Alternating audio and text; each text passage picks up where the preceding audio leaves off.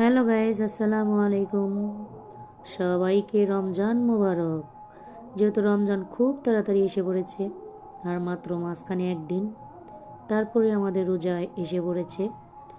তো রোজার কিছু কিছু বাজার করে আনলাম, সেগুলাই আপনাদের সাথে শেয়ার করলাম। এখানে 6 কেজি দুধ নিয়ে এসেছি। দুধগুলারে ভালো করে বোতলে ভরছি, এগুলো আপনাদের সাথে শেয়ার করলাম।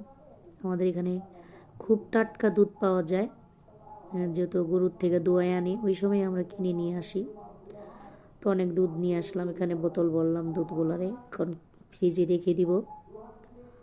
তো এখানে রমজানের কিছু বাজার করে নিয়ে আসলাম, সবগুলো তো শেয়ার করা হয় নাই, যেহেতু অনেক বাজার। বেগুন আনলাম 2 কেজি, এখানে 6 কেজি পেঁয়াজ নিয়ে এসেছি। পেঁয়াজগুলো খুব সুন্দর, তাই এগুলো নিয়ে একটু ছেলেকে দেখাচ্ছি যে অনেক বাজার করে নিয়ে আসলাম। তো এখানে আলু নিয়ে আসলাম 5 কেজি। আলুগুলো বেশ সুন্দর, যেহেতু রমজানের জন্য আলুর চপের জন্য অনেক আলু লাগবে। এখানে কাঁচামরিচ এনেছি।